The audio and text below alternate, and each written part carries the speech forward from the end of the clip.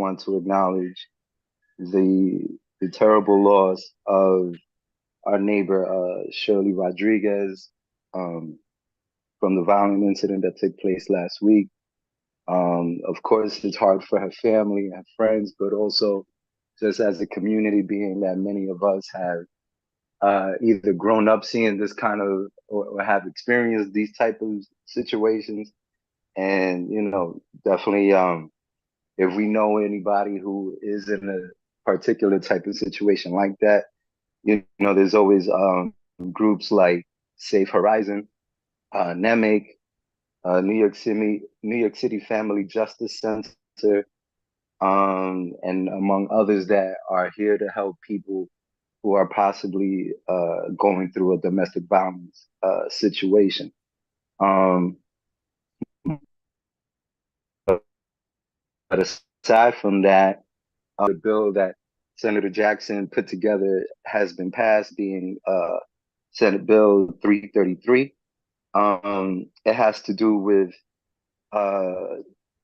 buildings who are non-fireproof buildings to undergo inspections every 3 years, just to make sure that they are up to code and up to date. And these things will eventually also have legal requirements and legal proceedings if, let's say, landlords don't keep up to code with that maintenance code. There's a bill that the senator is pushing called the Share the Savings Act, which has to do specifically with the discounting of prescriptions and medications that people need, especially when we're talking about seniors. So this is S2393/B. So this is directly helping people who are under financial distress, and also just lowering the price of medications that people need. So we're all dealing with housing issues. Today, there was the final tenants house clinics before the summer break with Met Council at 5030 Broadway. Of course, they will resume back in, I believe, in September. Once we have those dates, we'll share them with you. Also talking about housing, there is on the Housing Connect, there is a lottery for a few locations that are specifically for seniors that have the minimum income requirement of 0. Even if they don't have any type of provable finance, they can still apply and still be eligible for these buildings. And of course, people must know that on June 3rd, Section 8 the waiting list for Section 8 will reopen. It is available on the NYCHA website on the self-serve portal.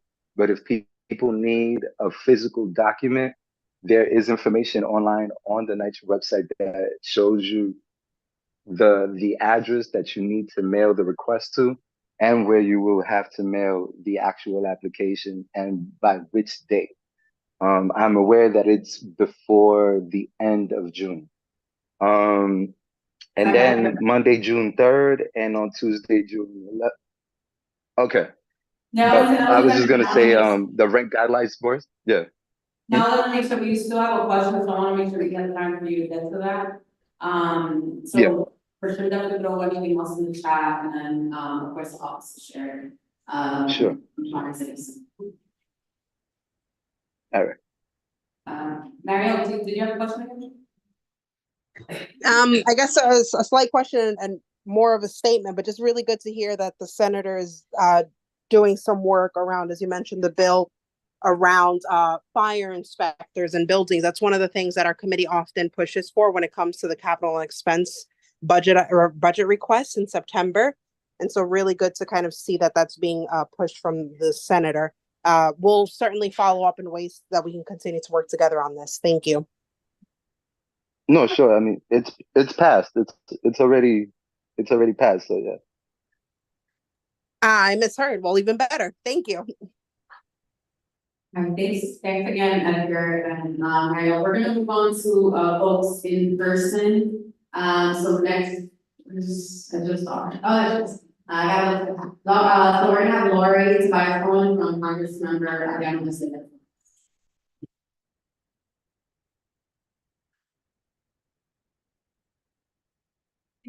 back to my work in first, so yeah. Good evening. Everyone can hear me okay? Yeah, it's super. I just want to say one record.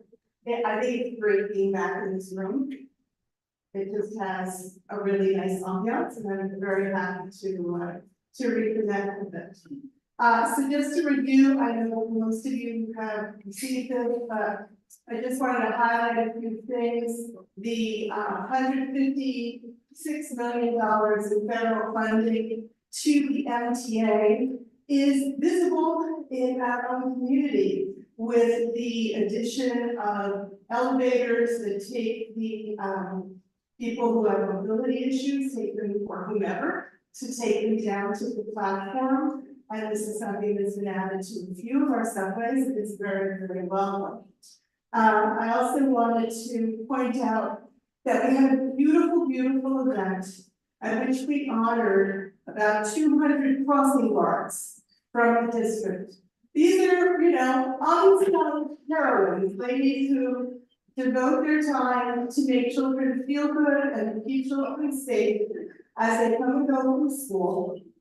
And with a number of children who were going home, latchkey kids, etc., to have this warmth expressed to them by these people on the route is something that's very meaningful, and they really appreciate the attention. Turning to the other side of the page, the Congressional Art Contest is thankfully now history for 2024. But I just want to ask all of you, if you have friends that are in the arts and friends who are educators that can help us forge connections with the schools of the district, we need this assistance because it's not easy to get the word out. It's not easy. Teachers are overwhelmed. The children are overwhelmed. We want them to have the opportunity to participate in what is a really beautiful program. And the winner gets flown down with a chaperone to DC, participates in a gala with their peers from literally all over the country. So your help is needed, and we really would appreciate hearing from you about that. As you see underneath the information about the Congressional Art Contest, Congressman has introduced new legislation to combat hate crimes on college campuses. I don't need to talk any further. You all see and hear the news. Okay, thank you. Happy to take any questions if anyone has any.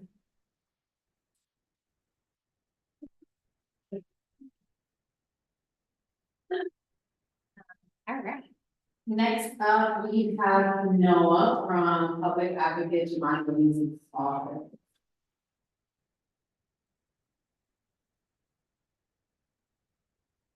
Good evening, everyone. Hope we're all doing well. So I have a short report today. I just want to share that last Wednesday, the Public Advocate gave its annual State of the People address at the Jamaica Performing Arts Center. You can watch a replay of the address on our website at advocate.nyc.gov. And I also just want to touch on the recurring issue in our community regarding the demolition of the row houses in the Avalon Park Historic District. I do just want to mention that, unfortunately tonight, I don't have any updates to share on what our office is doing to try to help the community with demolition of the houses. I did try to get updates from our Deputy Public Advocate for Housing Equity, Susanna Acevedo, but I was not able to obtain information to share with you guys tonight. But I do know that various members of the community board as well as members of the public have been in touch with him directly. And if anyone has any questions for him or our housing department, I'd be more than happy to share his email address. If anyone's interested, but I just wanted to touch on that as well, because I know that's still an issue that we're all facing.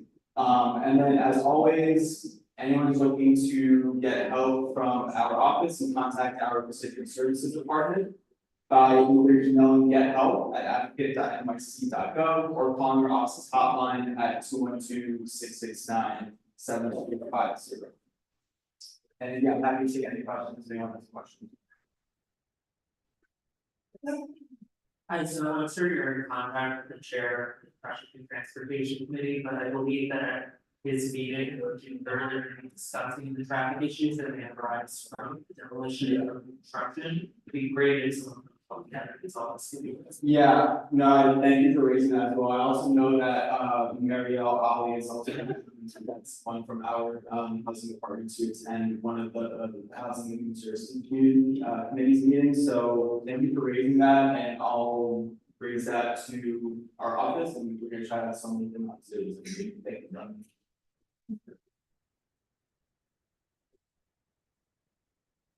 Yes. Just a quick question. And maybe it's not for this meeting, but what role does the public body play as talking about the city of Yes?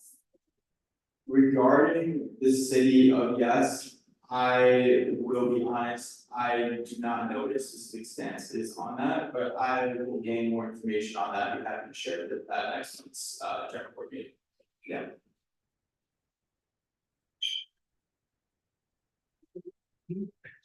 Yay, or portion. Yeah, they're gonna repeat it. Yeah, it's okay. I think we got the distance of what its position is. Yeah. All right, cool. Thank you, Noah, for stopping by. Teach yourself from other books.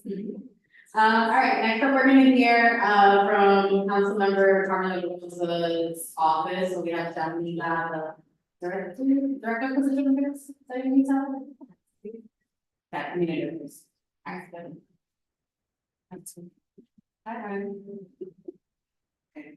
I'm doing a lot from Councilmember Carmen Lopez's office. I'm her director committee affairs since 7 years. Yeah. The council member introduced residential permanent parking. It's in relation to creation of residential parking. Services. I figure it would be well here. So the introduction is to bring that program to Washington as a pilot program to alleviate the consideration of the environmental factor of congested pricing as shown down. And the revenue would be based on the area's income to be mindful of the local families and then generate revenue for the local transportation infrastructure. That's one introduction. Another introduction is 910 conversion. Justice Act, the establishment of community hiring standards and compensation standards of city-affiliated housing development projects, and then the workers' study bill, which is in relation to the records for the chief medical examiner that leads to work-related fatality injuries. And then next week we're going to be discussing the civil service and labor committee. Intro 809 in relation to requiring the Commission of Citywide Administrative Services to report on the initiation of promotion examinations, and then intro 743 in relation to requiring the Department of Citywide Administrative Services to offer career counseling to municipal employees, advising on professional development and promotion opportunities. So that's in the legislative side. In terms of the community, the chair already spoke about people's assembly that we had 2 weeks ago, 2 weeks ago. It was a great event where people stood up with people on the budget side and the legislation side of the council member, and we're going to conversation of how we can work together as a community. And then we're going to talk about our June events, but there's a June 9th, we're going to be having a street cleaning ceremony for Dominic Alexander. That's going to be on the corner of Harding and Broadway. That's at 3 p.m. June 10th, we're having we're partnering with DOT and delivery workers to do helmet and jacket giveaways and also hip section in order to educate them on their rights and also what to do. That's going to be June 10th at Victory at the Plaza de las Americas. June 12th, we're going to have our second trial on the hybrid structure. We're working with Councilmember Stevens again to ensure that it was a pretty good. They dance, they catalog, they have categories and prizes. So that's our trial. And that's at 5 p.m. on June 12th. June 15th at 12 p.m. we have our Father's Day event at Plaza de las Americas. June 20th, we have our local law on 27 accelerator event. We'll be hosting for community, building owners, to discuss that law today. And then June 29th at 11 at the Jacob Jazz Playground, we're gonna partner with DOT for community, facing helmet and, jacket. So that's a lot. So obviously we shared them on CB12 so they can put in the game with us. And that's it. Any questions? Yes, go ahead. On June 18th, the city council will have a hearing about spay neuter, city fund spay neuter. Is council member that will also support that initiative? What committee is it? I think it's health, the health. Yes, it should be. She What's up here? That when is it, June 18th? June 18th. June 18th, there's gonna be a hearing about speed and memory. Yeah. Okay. Okay. And the health committee, at the state, Yeah. the Right. all events. Right. I'm not sure, I haven't even had this discussion with her, whether she's supposed to go, but she is on my committee, so she'll. I'll get back to us, let us know if she's supporting that. Gotcha. Thank you. And Tracy, then we'll wrap it. So regarding local 197 as the New York City Accelerator, Yes. I've actually worked with a couple of representatives. And if the councilman's office can express that they need to be better with their follow-up. Because the initial meeting, there's a lot of information they give you, but then all of the things they say they're going to do to help the building, it's not there. Okay, good to know. I'm gonna talk to you so we can talk about outreach that I heard. And Tracy. Oh, I'm supposed to be. You keep saying, helmets and jackets, my spidey sense says that you need bicycle helmets. Yes. And not motorcycle helmets, for the people, and Actually, I'm not telling you. then, and when you say jackets, what are you referring to, what exactly does that mean? I think the one that, they gave ones. So safety reflector, yellow. Jacket, not like jacket, say Carmen or nothing. No, this is DOT, I don't know. But we don't have the money. So safety jacket or like. Yeah, no, but also that, we pitched it. For the stop sign. But no, yes, thank you. Thank you. Yeah. That's- All right. Lots of innovation. Alright, and then. Oh, Chris. Yeah, no, I mean, Chris, we should. Oh, sorry, it's hard to hear. I think you called on me. I'm just wondering if the councilwoman is for or against the intro 772 that kind of rolls back local law 97. I'm not sure if that question was asked, but does she have a position on that right now? Okay, so Melissa, she's gonna get back to you. So she'll, we'll follow up with the members in housing. Okay, we're gonna be getting closer and further from the mic, so Zoom folks let us know as that works. And then last and certainly, I think not least, if we missed you, let me know, we're gonna have, Marielle de la Cruz speak on behalf of Manhattan Borough President's Office.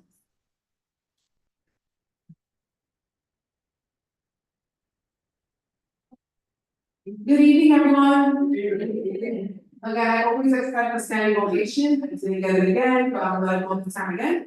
I just wanted to quickly make a few announcements, community board applications, so letters confirming the new and reappointed community board members, notifying them of the onboarding of the service went out earlier this month. Congratulations to all of the new members, congratulations to all of the returning members. Also wanted to announce quickly, we have a few events coming up later this month in June.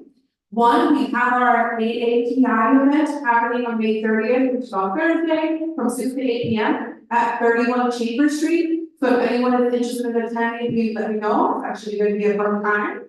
We will be marching in the Puerto Rican Day Parade, which is June 9th. We'll also be marching with the contingent, that's what we want to talk about. Also at the Pride Parade. So if folks are interested in marching with us on either of those two parades, please, you can let Porfirio know, or you can let me know. The best way to Reach out on the parade for the events at manhattanpp.nyc.gov. Also mentioning, the red guidelines board was for Manhattan, so a few, council members of BP forced to get a Manhattan hearing, so I think it's super important for folks that live in red stabilized housing to participate and testify as to why they assume you don't want rents to go up. Will be June 11th at the New York Society for Ethical Culture in the Upper West Side, and we have actually a few more events on June 5th. If there are any small business owners here or folks in nonprofits, we will have an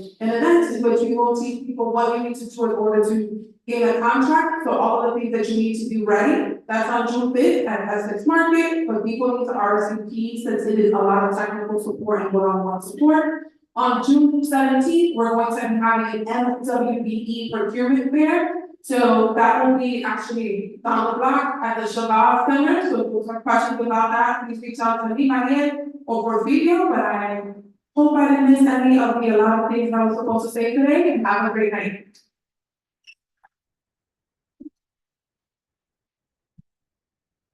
Oh, that's obvious. All right, well, I guess the second floor is not the best, even though it's like nice and comfortable, feel homey. It acoustically is a little off, so we'll keep working on it. I just want to show my answer. So as a board, we don't meet in the summer, but all the fun parades happen in the summer. And so if you want to walk on, we want to be the thick of it, like stay in touch with the office, with your president's office or our office, because you get to be in the middle. That's my part. All right, we're gonna move to our public session. And I'm gonna see my email. Yeah, no, let's go first. Okay. Okay. What's going on, everyone? So we're going to be calling our in-person, public session sign up, speakers, the speakers who signed up. Speaker number 1, James Abrams for Animal Rights. You can make your way to the front, James.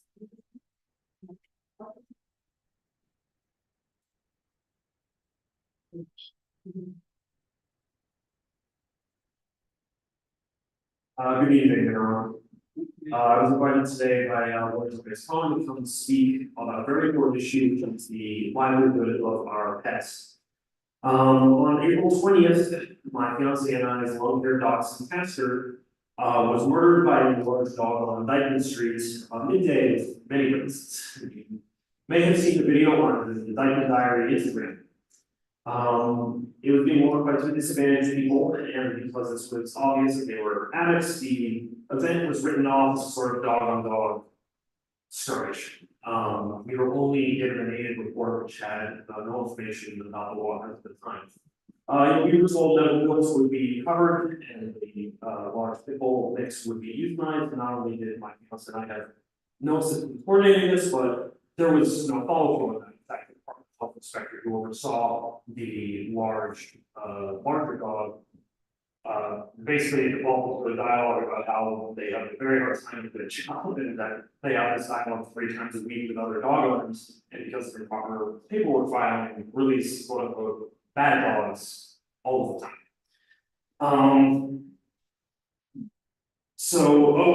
And as a follow-up, I had very good communication with the Department of Health since then, but they released the dog and it was 2 months away from me. In fact, the only information I have about this dog and the owner, who was not an addict or disadvantaged person, but a resident of the city who has a job in the apartment, is from my neighborhood.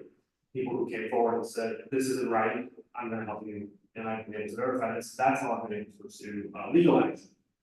Many firms turned this away before that.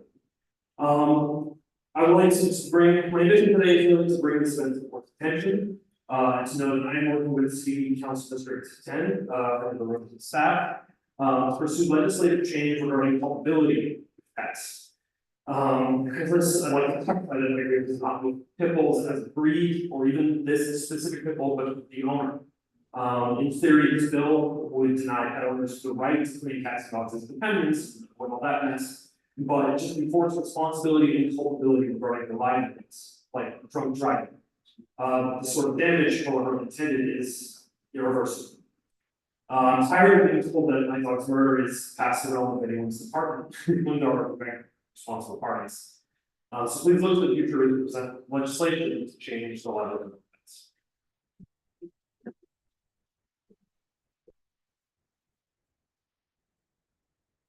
And before I continue with our next in-person public session speaker, I missed one more elected official representative here from the leading office, Jocelyn Manata. So we're going to announce her 3 minutes, and then we'll continue on with the public session. Thank you.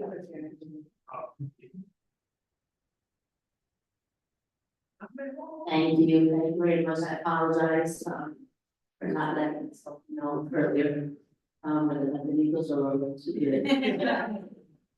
So good evening, everyone. For those who do not know me, my name is Jocelyn, and I have the privilege of serving this community as the director of the Manhattan District Attorney Washington Heights office. We are neighbors to Community Ward 12, or on the 6th floor. Very happy to be here with all of you tonight. I just have 3 very quick announcements, and I'm happy to see my partner Maddie Anderson here. So we're coming upon June in a couple of days, incredibly. I can't believe May is done and now we're in June. And June is a month where we raise awareness on several very important things. So June is Gun Violence Awareness Month, for those who did not know. So I encourage everyone to wear orange on June 1st. As a symbol of, standing against gun violence and to start the conversation. A couple of meetings back, I know that Fernanda announced our gun violence prevention grants for youth during the summer. So the application process is done. Now they're doing the review process. And I'm very hopeful that one of our wonderful agencies here in Washington Heights will get the grants to work with our kids this summer, doing some wonderful things, beautifying the community, and also just keeping them safe. So I'm excited and I'm looking forward to announcing who got grants when I know. And another thing that we're doing in June is a gun buyback. So we are going to do a gun buyback on Saturday, June the 22nd. It's going to be at Holyrood Church on 179th Street. It's for those who don't know, usually we partner with PD and have these gun buybacks mostly in churches because of the trust factor. And it's really no questions asked. No questions, no names, nothing. You come in with a gun, you turn it in, the police check to make sure that it's operable. So you sit for a couple of minutes and then you walk out with a $500 gift card. We are accepting guns, we're accepting shotguns, rifles. It's $200 for a shotgun or rifle, and ghost guns as well, $200. So I hope that you help me get the word out on our gun buyback. If someone wants to give me the gun for me to turn it in for them, I'm happy to make arrangements to do that.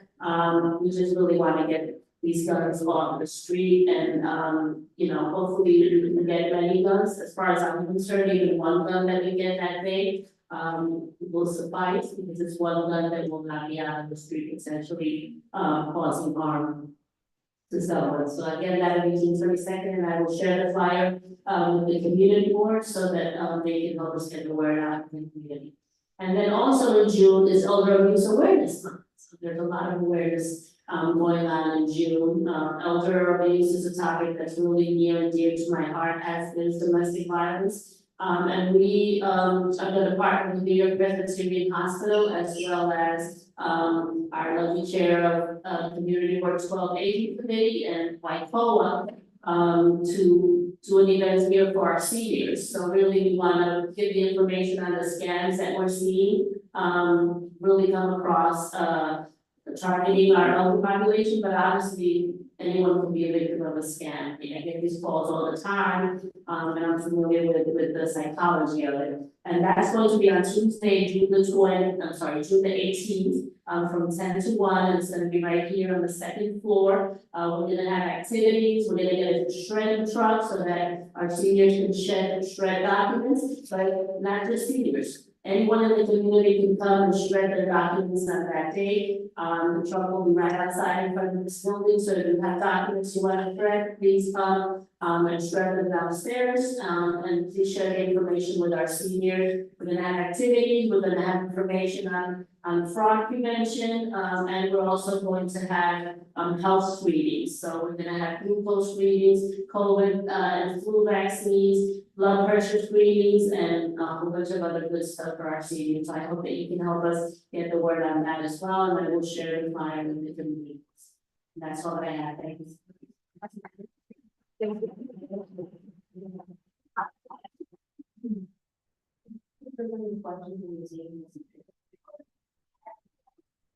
So thank you, everyone. We'll move back to our public session portion of the agenda with our next in-person speaker, Jeremy Eagle, speaking on community relations and concerns.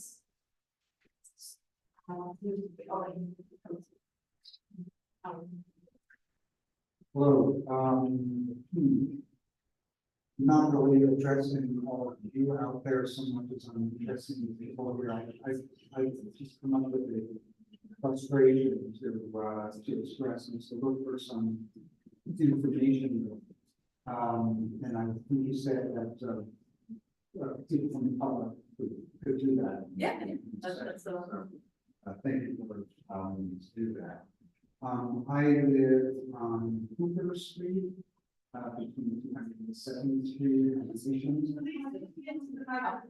Oh, sorry, not. Can you hear me? Okay. So, I've got some issues, that have come about since, part of the Good Shepherd School building was converted into a charter street. Do I have 2 minutes? All right, so I better just cut to the chase. Major traffic and noise and stress issues that have developed from the congestion from the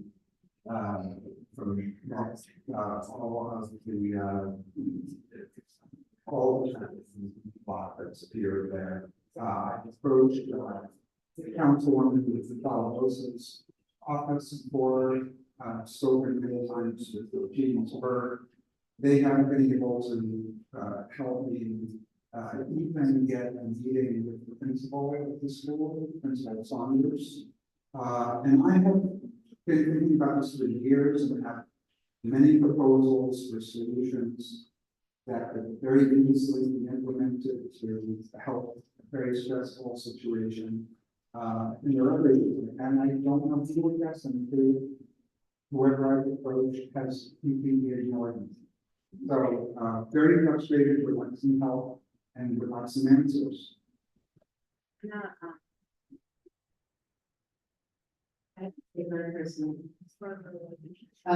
I'm just gonna say this now because I know it's a lot of folks too, so normally in public session, we don't engage in full discussion, but definitely, behind you, we have our chair for traffic and transportation, but sorry for that, but, definitely want to, you should be able to connect with him in our office and see what kind of you out. So, thank you. So we're gonna go on to Zoom. Sorry. Oh, this one. Okay. So we are moving on to our public session speakers. We have 2. So our first virtual public session speaker is having said Holbrook Smith. I'm so sorry. I'm going to allow you to speak. If you can just unmute yourself. Good evening, everyone. Can you hear me? Okay, beautiful. Happy to join you all today. Hopefully I can join you on in person next time. But I just wanted to actually, let me introduce myself first. My name is Ariel Sella Holbrook Smith, and I am the Health Equity and Literacy Program Officer at the CUNY School of Public Health and Health Policy, which is New York City's only public graduate public school of public health.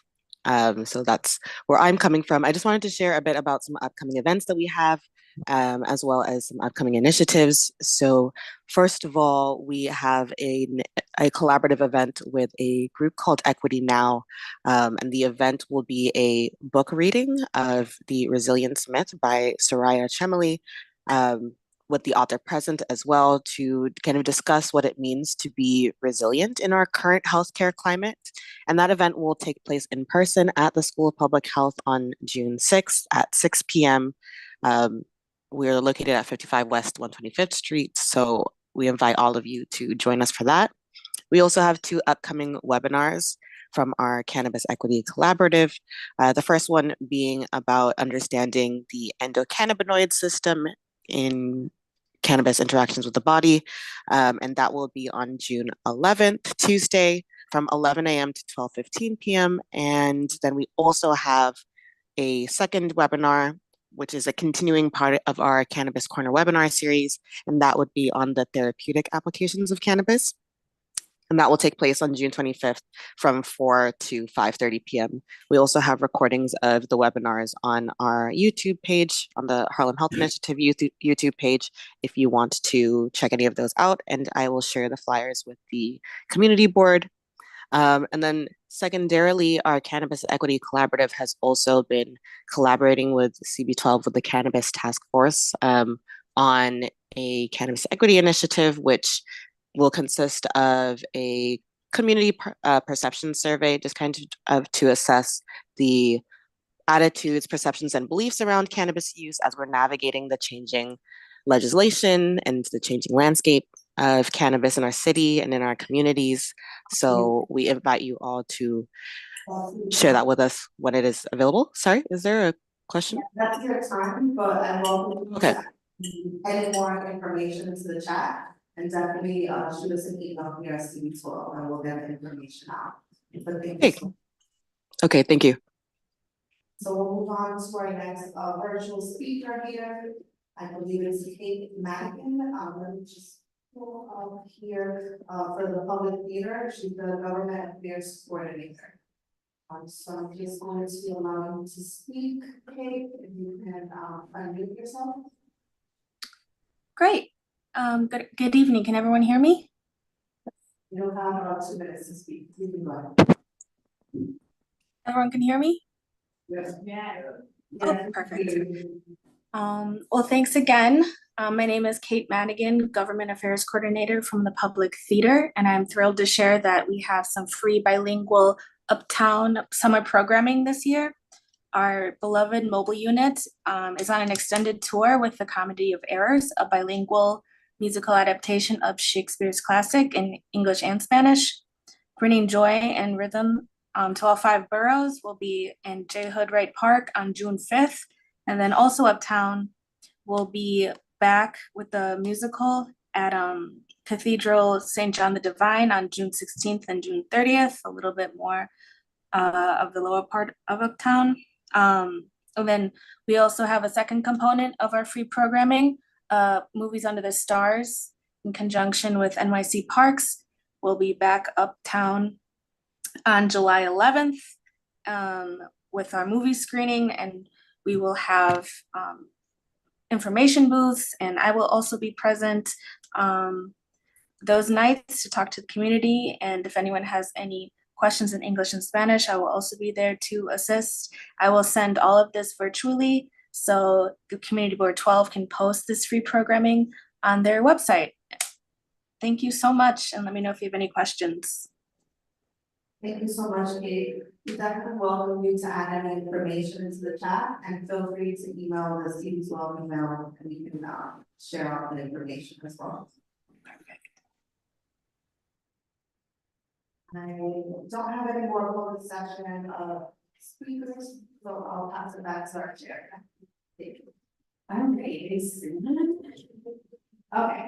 so we're gonna go on to our resolutions. We only got 7 ahead of us, so we're gonna finish. We're gonna add that. So remember, we're sticking to D. Okay, so the first one, I'm gonna say this, and if Zoom folks, I mean, if you don't miss anything, it's really important. we are all beholden to open meeting law, right? So everything that we do is out public and transparent. One of the exceptions has to do with personnel matters or certain administrative matters. So we're not able to have a full out discussion on items A and B of the agenda. So within everyone's email, if you don't have it in your phone or laptop or whatever, and want a paper copy or need A and B in front of you, just make a sign, I will try to we'll forward that over to you.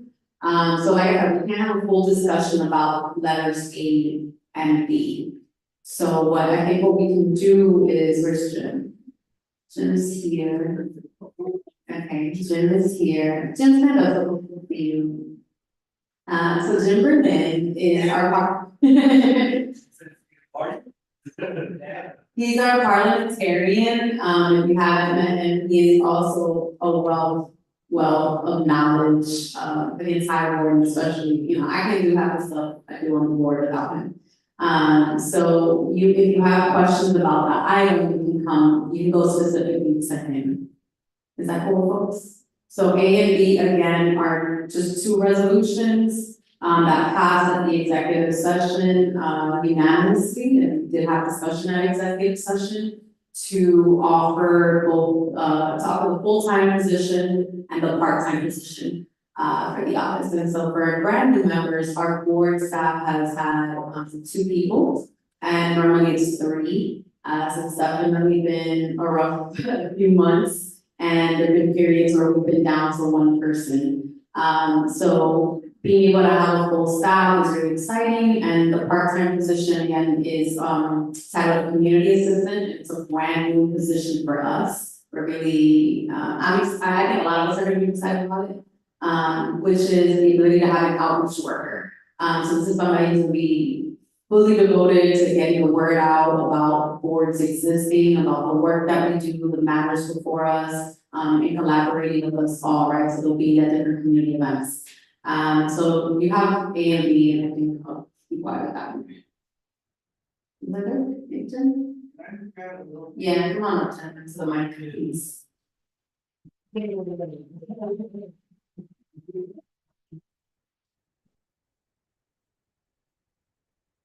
And I'll be back to talk about voting. There's a complication there too. To give you a little bit more clarity,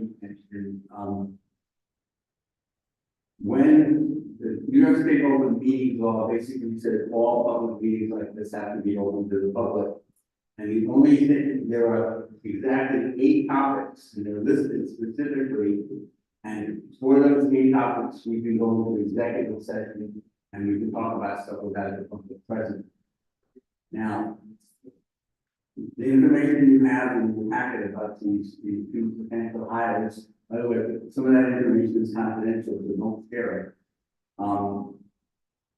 Because of the open meetings law, we cannot publicly discuss these people. Now, basically, Catherine pointed out they were accepted unanimously by an executive committee.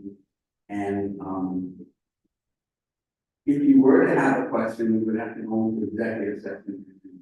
So ideally, we won't be discussing them, but we will be voting on them. Yes, Liz. If this question forces us to go into executive session, then I'm gonna unask it. But may I ask, was there a hiring committee or was it just done by the executive committee? And if there was a hiring committee other than the executive committee, who was on it? And if you can't answer that without going into executive, then I'll just stifle my curiosity. As I understand it, we're not talking about the specifics of the individual as opposed to the process, that is certainly a question we can discuss. There wasn't a hiring committee, it was staff. And there was tiered interviews with CMI and myself. And Thank you. alright, so we're gonna move on to youth and education. Amigo, come on up. And share, if you could just introduce yourself real quick and you're welcome.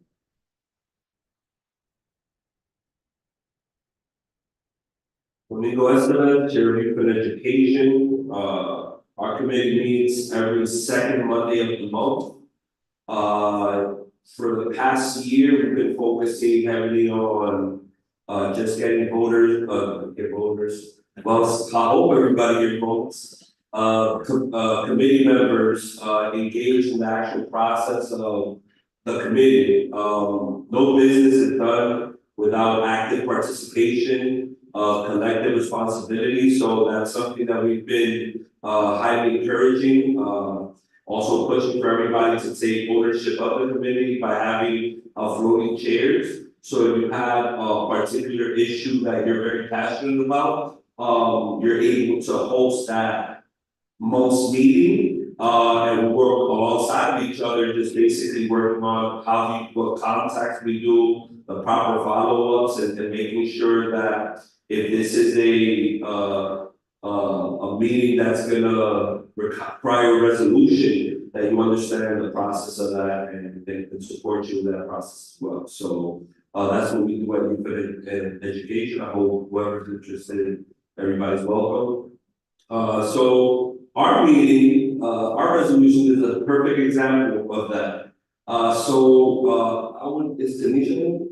Tanisha is very passionate around education, but she is extremely passionate about universal childcare, and amongst other things. And this was her time to actually host the meeting. She was the chair for this meeting and drafted the resolution that will be presented today. So Tanisha, if you're there, she's on the door.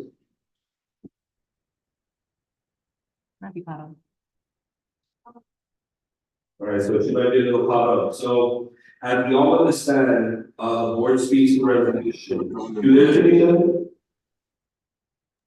Yeah, I'm here. All right, cool. So present your resolution. Hey everyone, so the resolution that we have on the table tonight is the universal child care revolution. For a long time, child care has been an issue. Child care providers, adequate child care providers, these are the people that really are with our children and is more early learning. And our parents are not able to afford high quality child care services. So we just thought that it would be good that we wrote a resolution to encourage the powers that be to fully fund childcare for everyone who needs it, whether they have status here in America or not. And we're hoping that we can pass this resolution here tonight and then share it out with other community boards and this DEC to get them on board on passing this resolution as well. Because of the New York State budget, we didn't get the money that we wanted for childcare. So that means that a lot of providers will have to close this year. So we're trying to get on it so that next year we'll be in a better position to advocate for universal childcare for all of our parents and children. Thank you. Thank you, Tanisha. So universal childcare basically implies that, and I have to add a stat, which I did forget in front of the amendment very consecutive. There are studies that show that childcare is more expensive than rent. And we have to speak on resolutions not only to support bills, but it should also be on what our community needs and be able to amplify them because that's how we speak. So this is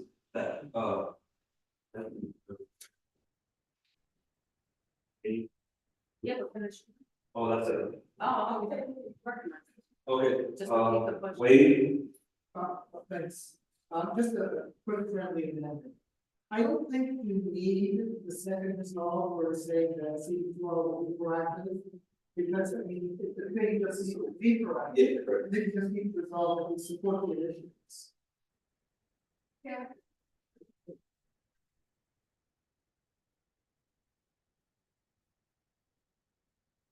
All right, so we're looking at the second result. Yeah, the one that says community board will be proactive. The community board doesn't need to have a resolution to tell us to be proactive. We just need to be proactive. Correct, so remove that. Yeah, remove that, and stop that, and support all efforts and initiatives to, provide diversity job. Which is the focus of the resolution. Okay, perfect. Tanisha, stay. Yep, got that. What is that? That was a friendly, You accept it? yeah, accept it. All right. Liz, Luana, Joelle, Olson. Two things. One, in the third whereas, access to pre-qualified childcare is not conditional on a family's income or proof of income, but family apostrophe S. A family apostrophe S, not families apostrophe.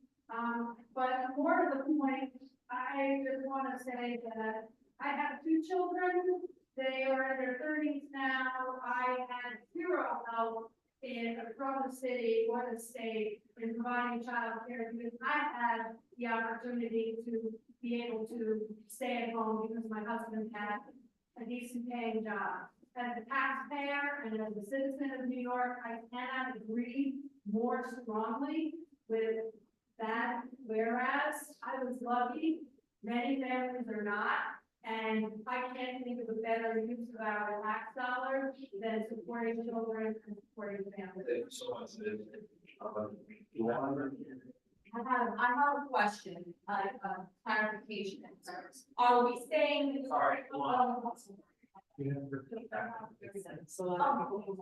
right, so you have a question, this is kind of like a podium and ask it on the mic. Thank you very much. It's very difficult to paraphrase. I don't want to lose any context in the process.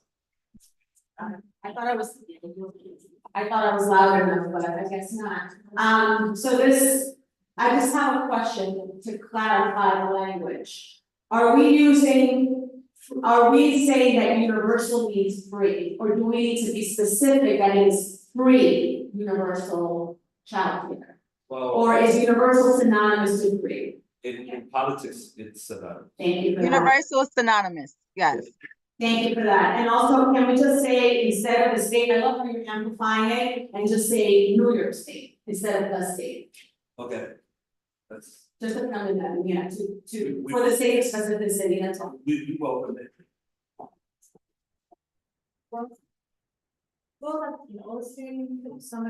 So whoever has questions, you're welcome to come up with that.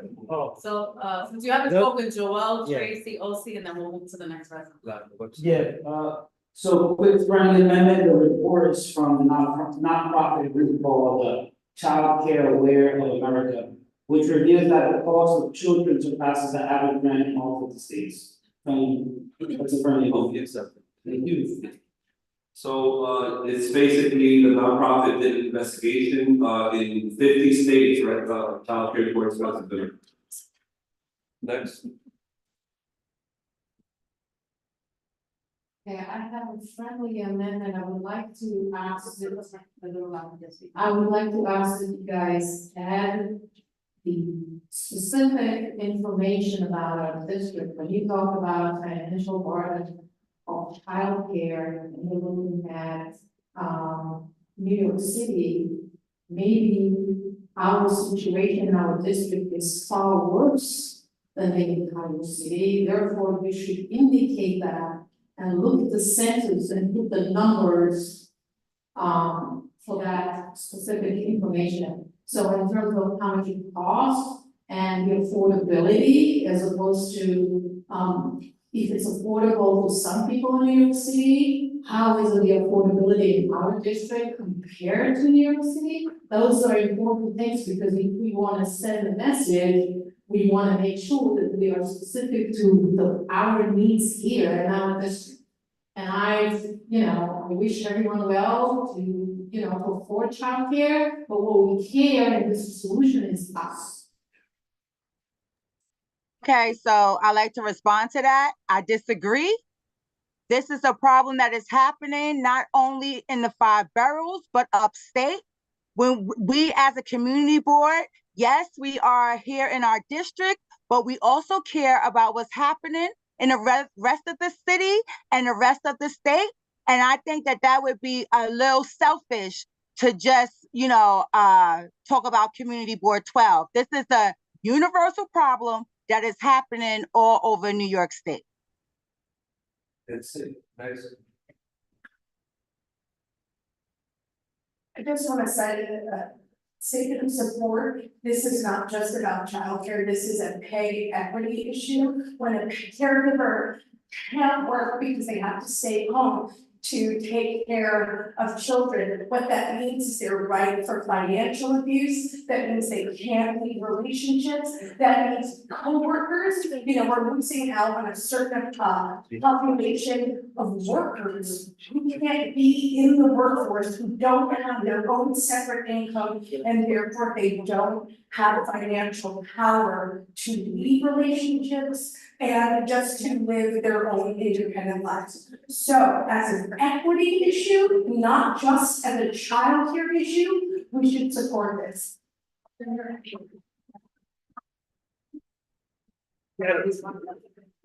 Oh, I don't know that. Sorry, I'm so close. Oh, you're okay. That's fine. Speaking to that.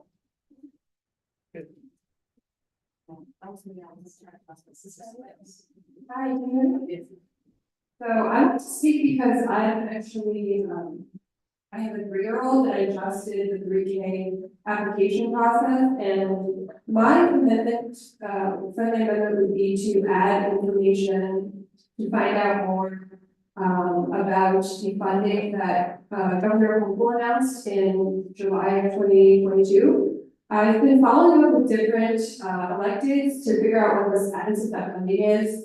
She announced that there would be nearly 3,000 childcare slots opening in the fall. This was in July of 2022 in areas considered deserts for such programs. The state issued $7 million in grants to get new centers off the ground for this first round, with more money to come. Washington Heights is considered a childcare desert. She made this announcement at the Y at So I was wondering about the status of that funding, where that money's gone, where the new childcare spots are. I know people who have applied for 3K have not gotten into any programs or have not gotten into programs that they are excited about. So if we could follow up with that in the commission, I would be grateful. Thank you. Yeah, thank you so much for your recommendation. And if you have language for that, Michelle, we would welcome it. And again, right, this is why it's so important. Come to the committee meetings, because that's where we do all of this work. So sometimes we might get put in a situation where a lot of information is being provided. At the end of the day, it was a start. We look forward to strengthening these resolutions. But I also encourage anybody who has specific language to share it with us, as long as it doesn't drastically change the resolution, we welcome it. We'll accept it as a friendly. So we do accept Michelle's language as a friendly amendment, so look forward to seeing it. And up next. Thank you, Diana. I really agree on the resolution. It's fantastic. I just had a question for the whereas that talks about the price of villages, I think. As a friendly amendment, can you just clarify that a bit, because I was unclear where we say, oh, first I lost it again. Oh, it says, okay, so it says, whereas particularly in areas of New York City, Westchester, and Long Island, real estate prices are uncontrollably high, and landlords charge rents that prohibit childcare providers from offering adequate services. Is it just because they can't rent the space at all, or is it like they can't provide services because they can't afford the rent to the space? Thank you. Tanisha? Thank you. Yeah, can you repeat that? Because I can't hear. So basically the question is around real estate limiting the providers will be able to provide a service to the hybrids. I what? One more time? So it's about hybrids limiting providers from being able to provide their services. I don't hear what you're saying. Can somebody put it in the chat? Because I'm not hybrid. I'm not getting it. Sorry. Here, let me try your words. I think it's like a friendly amendment of adding the word to the resolution where maybe it ends, right now it says, and landlords charge rents that prohibit childcare providers from offering adequate services. Maybe something like, and landlords charge rent that prohibit childcare providers from securing a space to provide adequate services or something like that. Because it's like, it's about the rent, right? They cannot rent the space, and that's why they can't provide the service. If it's a big deal, it's okay, but. Can you hear us, City Joe? I can't, I'm not getting it. So just, I'm gonna take it as a friendly amendment and I'll talk to Domingo on the back end. Send me the language. Yeah, I'll put it in the chat too. I hear something about rent. I don't know. All right, thank you so much for the engagement. And like I reiterated, I encourage anybody, meetings are hybrid, so anybody interested in a particular topic, I encourage everybody to join the committee and we can chop it up even further there. But I look forward to everybody voting for the resolution.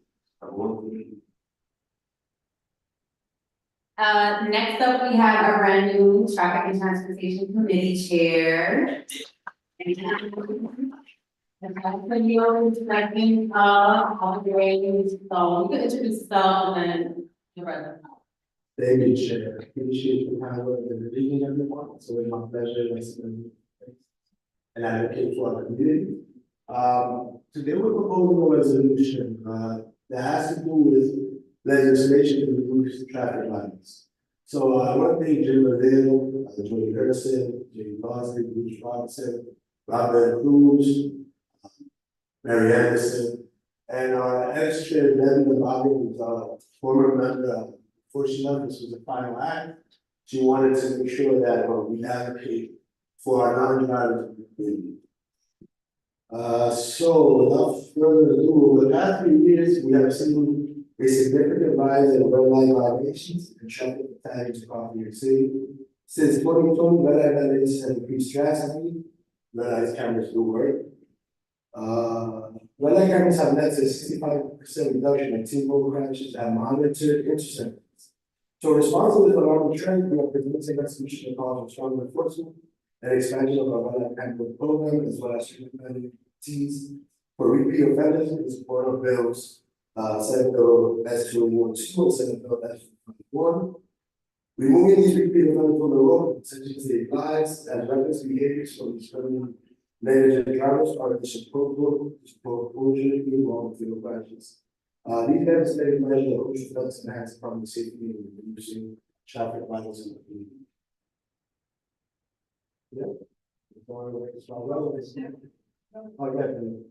Everybody has a further in the social days. Just kind of pick up back on what they said. So the legislation do mention that they will alert or send notifications to driver, so vehicle registrants who do have a registration suspended. So our resolution proposes that after 5 or more traffic violations, the city enacts and enforces suspension of registration. Yes. Wait. What's on? And the sixth whereas I think when we discussed the more question where it says segment drivers continue to drive recklessly. I think you mentioned it's a small segment of drivers that's responsible for a large difference. Yes, that's correct. It's a very small. Small segment. Like Wayne mentioned that there was actually it was brought up that it is a very small percentage of drivers contribute to these traffic violations. An accidents. So yeah, it's a very small one part I will include it as well. Yes. In addition to the reso resolve supporting the proposed legislation in Albany, and we have a be it further resolved that we would like more red light cameras, please? Because you've got the whereas in there that says they work. So, We can scream it, I know it's separate from the legislation. yeah, so. But I just feel like we should be taking every opportunity to be like more of that. So is RAD specifically for a district or New York City in general? Because it's 65. So this, I believe the word, that addresses that. It's 150 red light cameras in the city, and it is looking to increase to 600. Yes, that's fair. Like style that says, and be it further resolved that we would like more red light cameras. So The bill we're adding, what would you? it's in the bill. It's in the bill. We're expanding the number of red light, but now it's. Yeah, I think I studied the bill.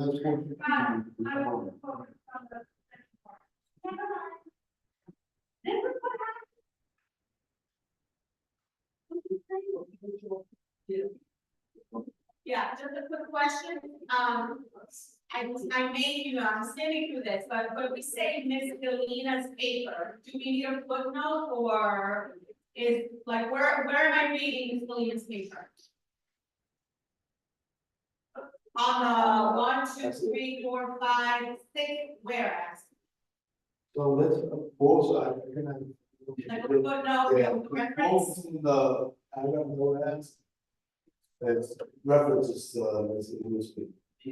Okay, but I will. the title and. Yeah, I will. Okay.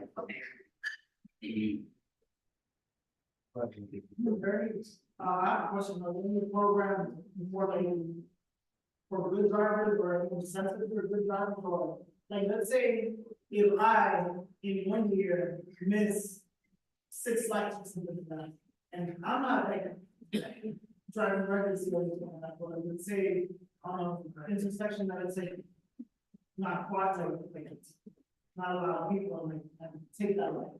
And then by the end of the year, I got my thing taken away. Is there anything after that I can go and be like, hey, I want to prove my case, like I've taken these classes, here, you know. Well, so yeah, look, any is mentioned, let's say for example, he does go over 5 violations, registration is suspended. Is there a way for him to go somewhere and have to be started with registration? Sometimes it says it, there's nothing in the bill. There's nothing about it. It's one of those things, I guess, that with legislation, usually what happens is stuff really fun. And it will come out. Sure, something come out. I'm not supposed to be able to this legislation. You said good drivers should be incentivized in the vote. We see each other now. That's good. Please do.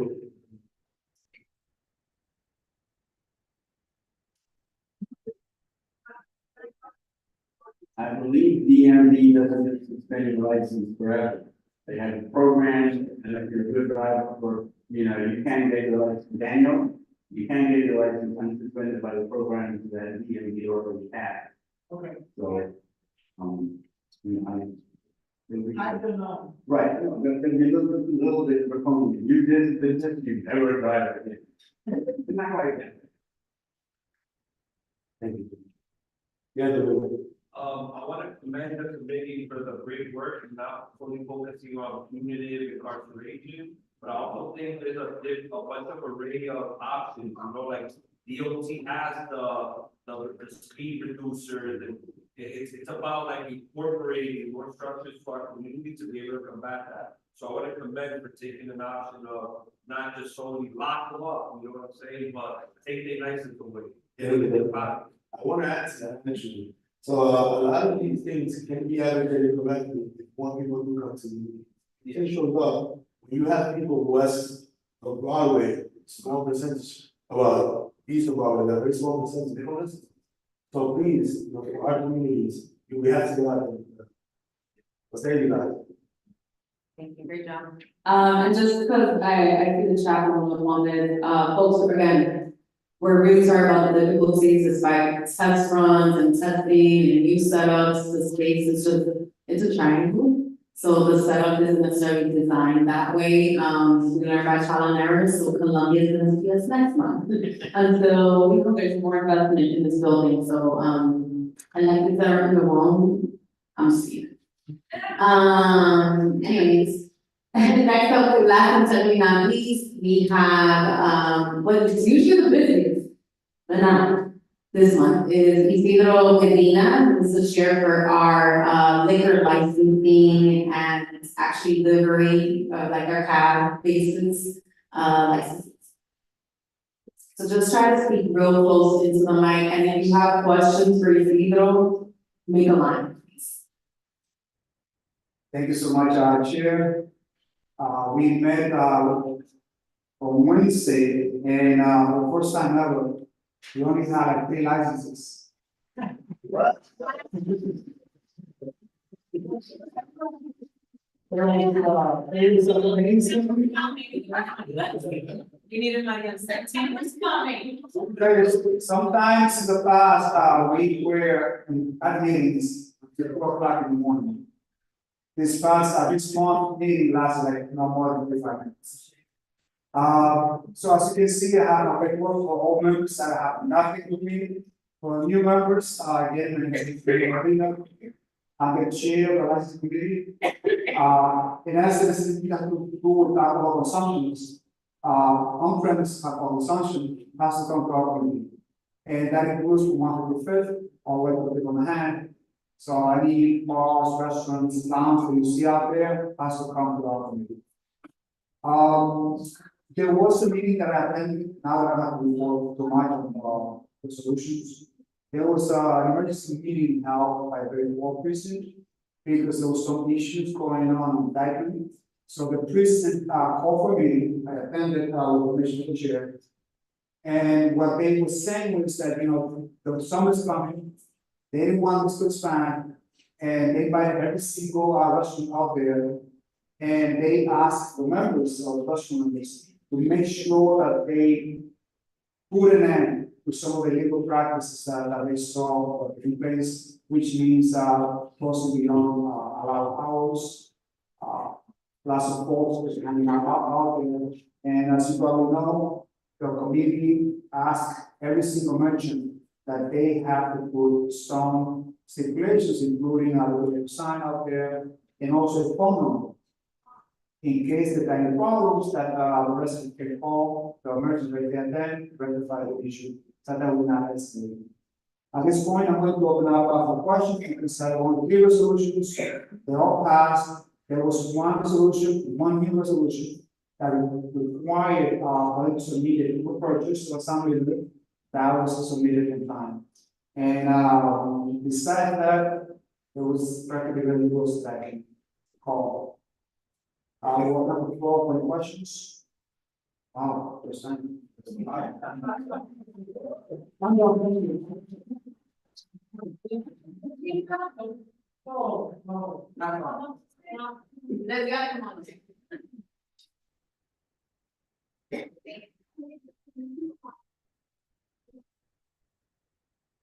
Since you only have 3 resolutions and there are no questions, you're gonna do a something against it?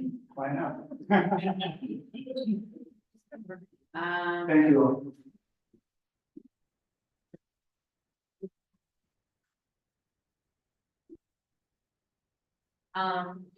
Okay, so we're going to get ready to vote. I'm gonna have Anthony and Jim. Yeah, Jim's already. So we're gonna have Jim walk us through votes before.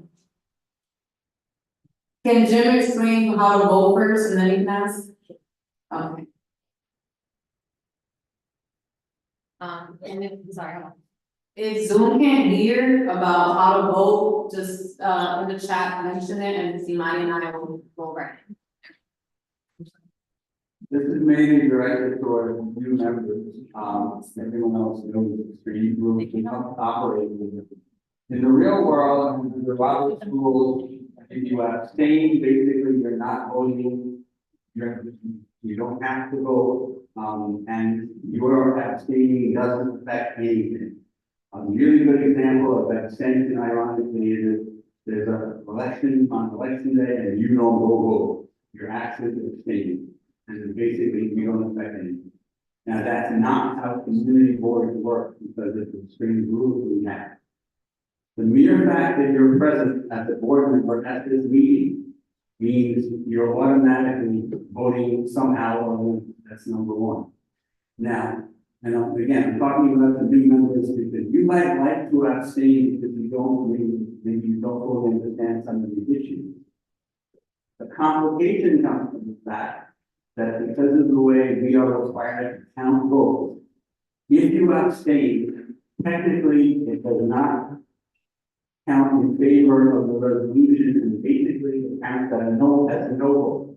Now you may be abstaining for any kind of awful complicated reason, like you don't understand. But the reality is that in fact, your abstention will count as a no vote. Now the reason I say that is because you're here and required to vote, and you may not, again, fully understand one or two of the resolutions. The safest thing to do is to vote yes, even though you don't understand it. And let me give you a rationale for voting yes. By the time a resolution comes to the board of the general meeting, it's been discussed at great length by a committee, it's been voted on by a committee. Sometimes the topic comes up with the executive committee. So it's actually relatively safe to vote yes. And again, if you abstain, you're voting no. Now, I don't believe there are not people, excuse me, I'm not wrong, but you know, that is not the case. If I abstain, I'm going to be confused about something and I don't want people to get it. I should not be forced to vote yes on anything. Yeah. So remember, folks can't hear and listen, so what we're gonna do is, I'm hearing you commingle, what we're gonna do is let Jim finish his other points, there's one point, and I wanna be mindful of time. So there were other questions before that, so if folks still see it differently, you can have your time. Alright, but we gotta get to the roll call soon, so keep going, Jim, and tomorrow. Thank you. Now, I'm not talking to anything, and I've seen if you want, and in fact, the so few members probably won't make a difference. But if you abstain, we will be required to count it as a no vote. Just be aware of that. And those are the rules that are in the city charter, and you figure it, or you agree with me. Good. Now, I'm not telling you to vote yes. You just said that.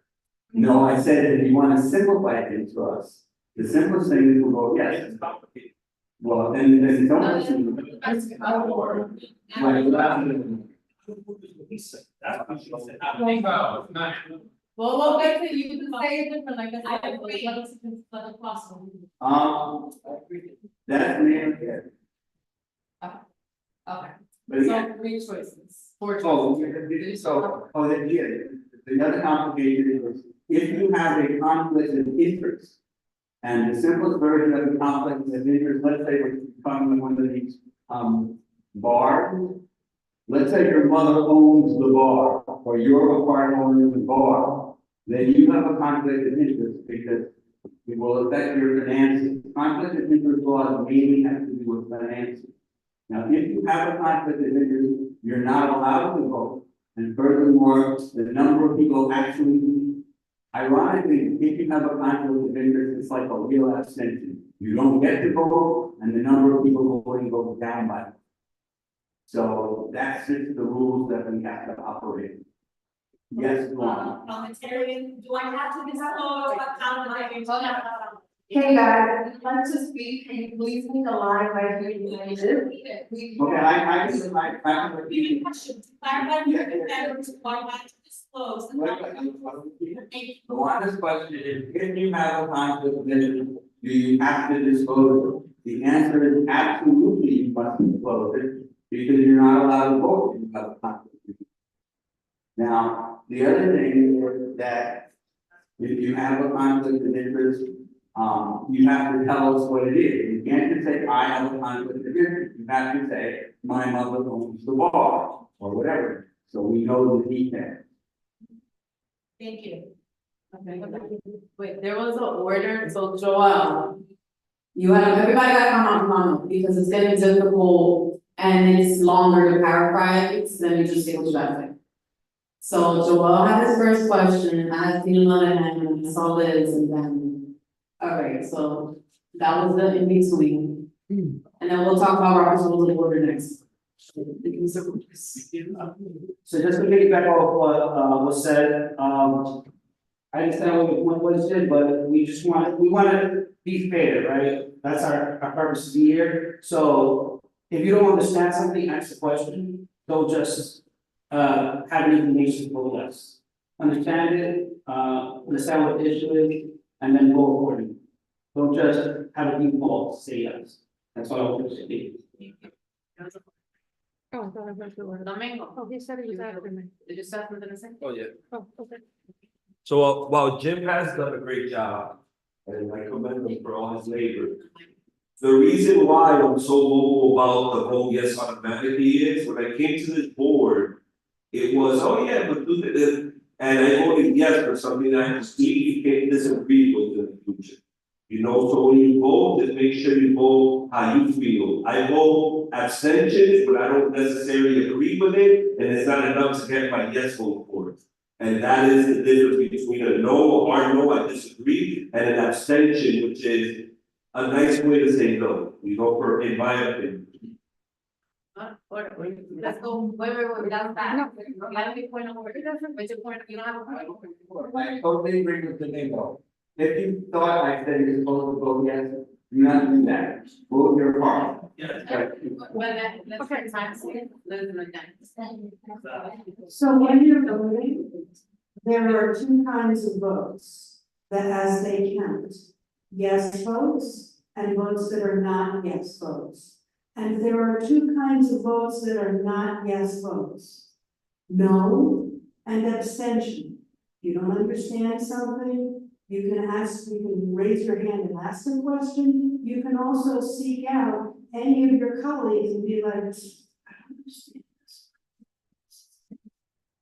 That's always an option.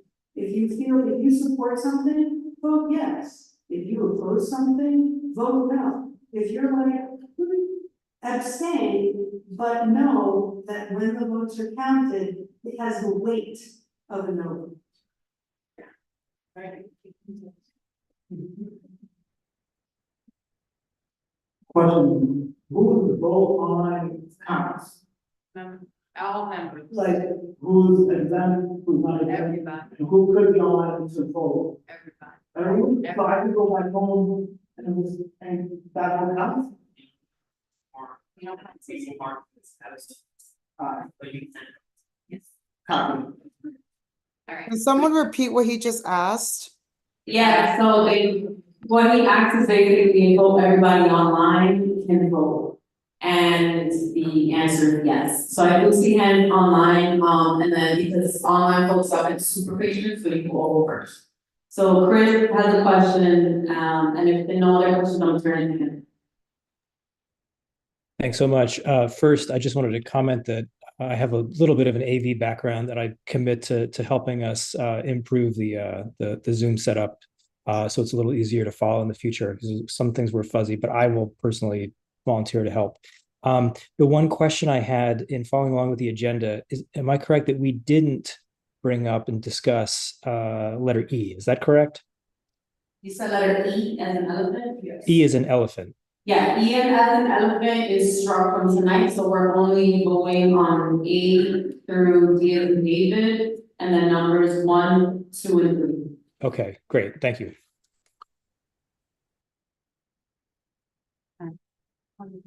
Thanks, Chair. So because of the acoustic issues, I'm gonna go through the Zoom people first and then everyone in the room. I normally just go in alphabetical order just for future purposes. If you are gonna vote yes on everything, just simplify it by saying yes to all. If you have a differing vote, then just go through each resolution so I can mark it. Okay, starting with Marielle, how do you vote?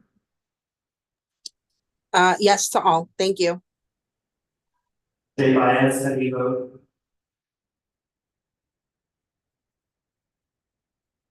Jay Bias. Okay, I'll come back to you, Eleazar, how do you vote? Eleazar.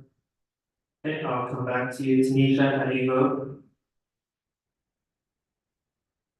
Yes to all. Did you say Tanisha? Yes.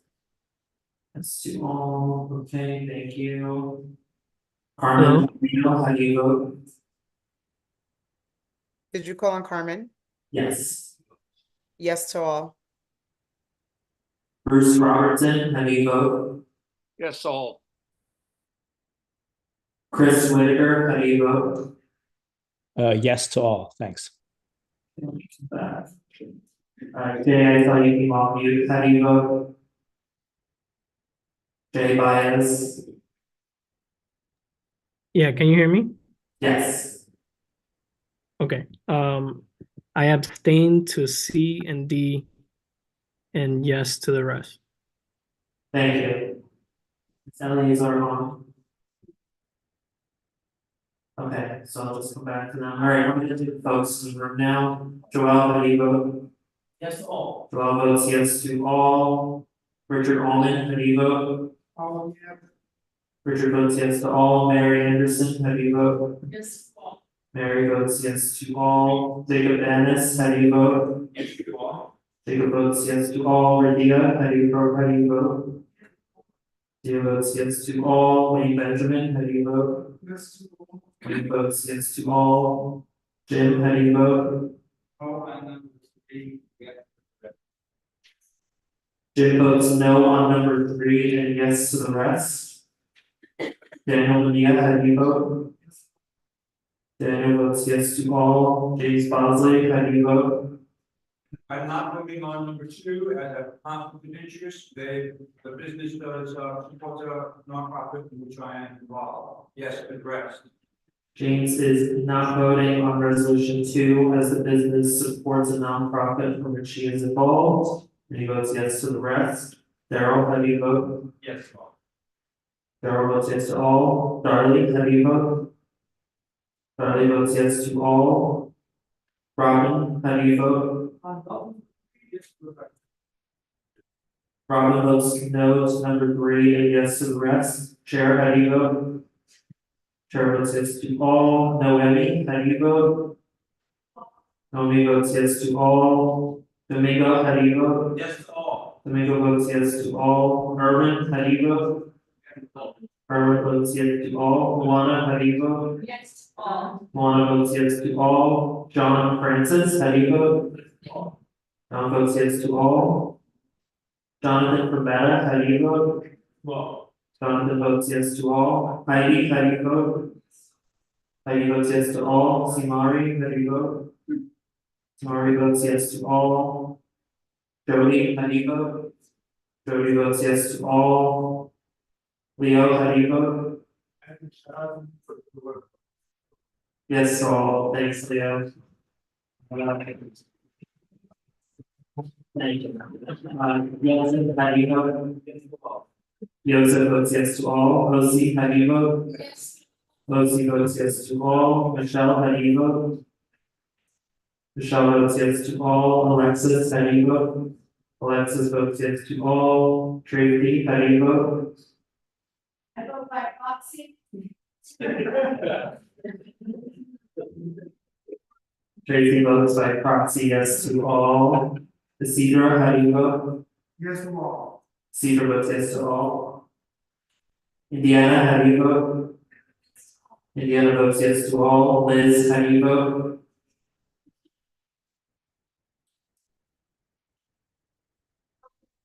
Same nonprofit name with which the applicant, was a donor, and I will get it to the rest. Liz is not voting on number 2 due to a conflict of interest. The applicant supports a nonprofit from which she is involved and she votes yes to the rest. Steve, how do you vote? I'd like to borrow property. Watching TV. That's why I will get you all. Steve votes yes to all. Carl, how do you vote? Carl votes yes to all. I vote yes to all. And Crystal, how do you vote? Crystal votes yes to all. Coming back to Eleazar, how do you vote? Eleazar? Yes to all. Eleazar votes yes to all. And I had Hector Bonilla written. Is Hector present? Okay, did I miss anybody? Thank you. Okay, we're gonna do lightning rounds now. So folks, if you're not, just remember for the minutes, no need to come on up. We're in here from committee chair, the rest of the committee chairs and reports, 3 minutes, next, show up. Followed by Luana and Wayne. Lightning round. Hey, everyone. Hi, everyone. My name is Joel Abrego. I'm the business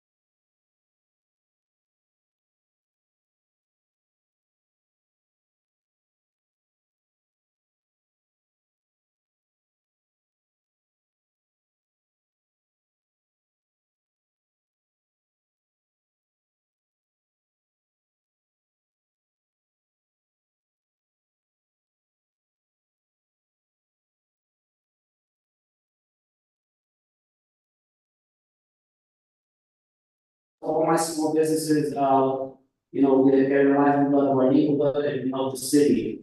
I wanted to tell you about our cities having our very first.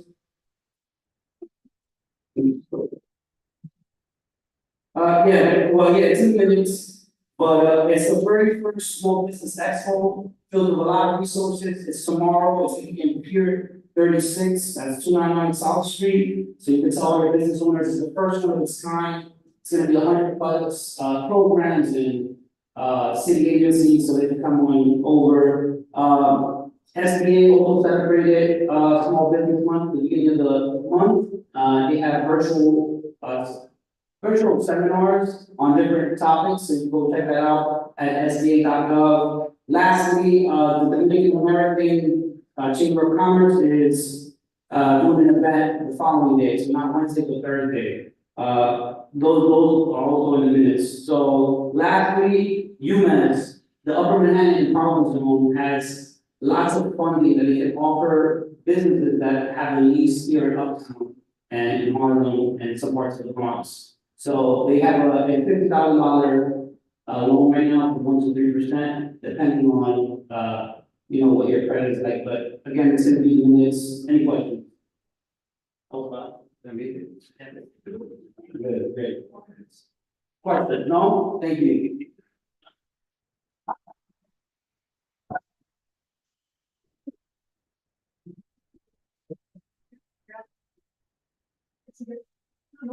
Yeah, I just want to introduce myself.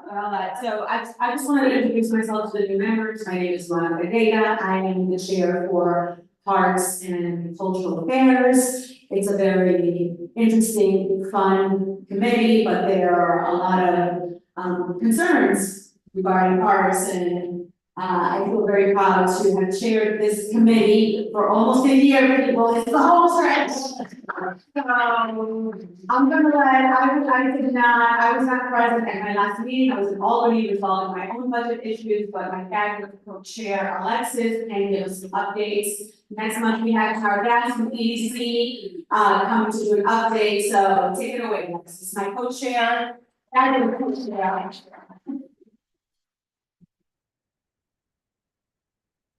Well, after that, I think my snake would be uneventful. We had actually a nice quick meeting. We got, there's a lot going on in town. Mostly, actually honored something in July. Yes. That's right, so Marshall Mint is having a George Washington dinner. Honorary chair. Honorary chair, okay, go to it, it's quite fun. And hopefully I am, Catherine, not this Catherine, the Catherine who's the Marshall Mansion, they will provide a discount code for members of the community, because it is a little cost prohibitive for some, a lot of us.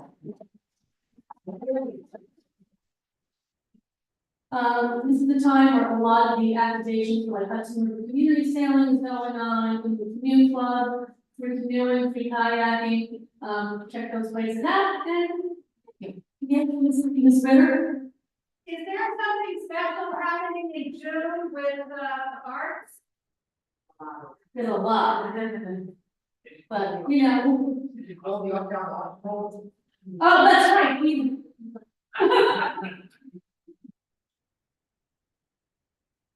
Yes, special mention, Northern Manhattan Arts Alliance is having its opening of the Uptown Art Show this Friday at 6:30 United Palace. Thank you for reminding me.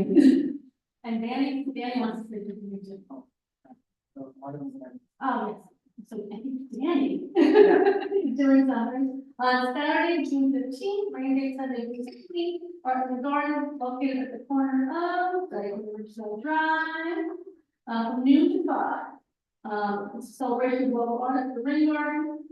Booked by the Rain Garden, carried by works by visual artists, painters, sculptors, poets, singers, dancers, photographers, all from the English Washington Night here. Thank you.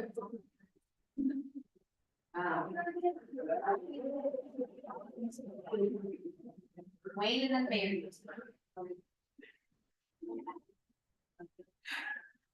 Hi, good evening. So for the new members, I met some of you, welcome. My name is Wayne Benjamin, and I chair the Land Use Committee for Manhattan CB12M, and at the orientation, we can talk in more detail about what land use does. For everyone, I refer you to the minutes. I'm sorry that they are 5 pages long, but one of the reasons they're 5 pages long is, as I mentioned, the city of Yes for housing opportunity. And there are any number of zoning text amendments or other city actions that require community boards to review and comment. So many of those will go through the land use committee. In June, we will actually vote on the city of Yes for housing opportunity.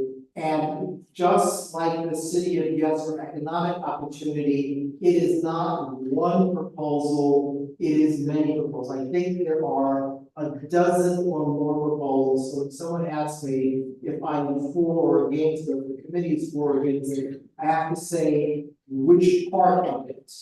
And there are some parts that don't apply to us at all because they're for lower density districts. And there are some that we might be in favor of. So we had a very detailed presentation from city planning that's outlined in the minutes, and a lot of the information is available online. We asked them close to 24 follow-up questions. They are coming back to us in June for another meeting, and the deadline for all community boards citywide to provide feedback to city planning is, I believe, July 8th, and as was mentioned, we do not meet in the summer, so it's incumbent upon us to pass something at the June general meeting.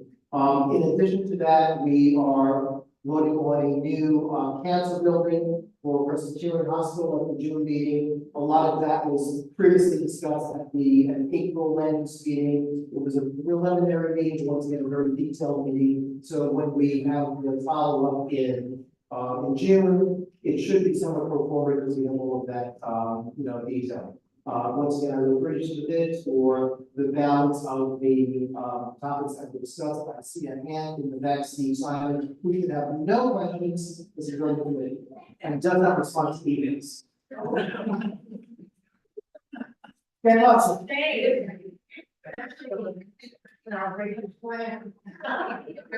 Do you resemble that, Mark? Is that what you're saying? You can come on with them. I gave you a meeting, but I'm not going to meet. You can speak in the field. Okay, I guess you'll be next. Wayne, the city of yes, economic opportunity zoning changes were approved by the city council. Have you had a chance to look at what was ultimately passed to see whether or not it incorporated any of the comments or changes that we requested? I have not. And there was another question?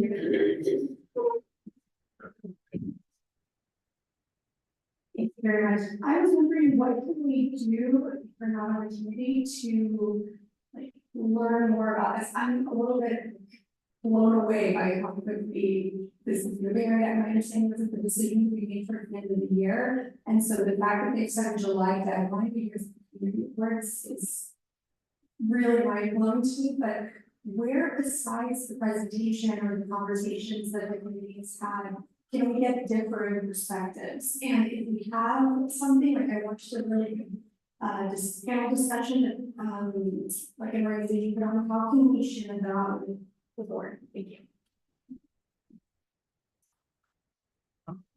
Thanks.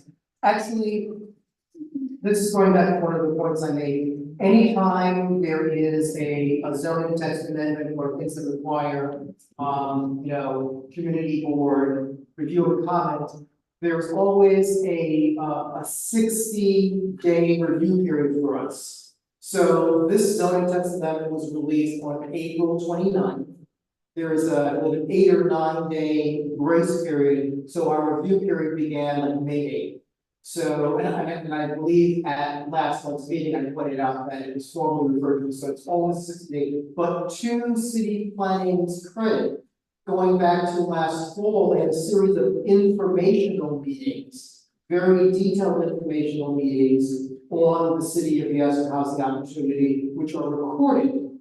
And those recordings are available online on YouTube. And the youth, although it was not provided in Spanish, the YouTube recordings, you can turn on the Spanish translation. In addition, all of the reference materials that they issued are available online in English, Spanish, and Chinese. I do not know which of the Chinese dialects they picked. But they're, the city planning recognizes that the city of yes for housing opportunity and the prior city of yes for economic opportunity are much more involved groups than the first one, which is the city of yes for sustainability. So for those two, they had informational sessions before the text amendments were formally released. So it provided ample opportunity for folks to ask questions. I attended virtually some of those, and they're recorded, so you can go back and watch them again. And you put links to our website. So I think for this one, if you permit me, sorry. Sure. So I send generally a monthly board member newsletter, just like for us. What I'm gonna do when I'm in the crossfingers on Friday, not over the weekend, I'm gonna include all the presentations they've given us, the YouTube informational sessions, and the checklist. Cause it's like, there's a plan, but there's like 10, 12. Or so. There's multiple pieces, so they have checklists where you can say, yes, I like this one, no, I don't like that one. Print it, complete it, and then the office could also have it here, if you want to make a copy. Yeah, thank you, Kathy. I was going to suggest there is a checklist which simplifies each task into sort of a task. And I was going to suggest that gets sent to not the land use committee, but every single board member. So you understand exactly what's included in the city of yes for housing opportunity.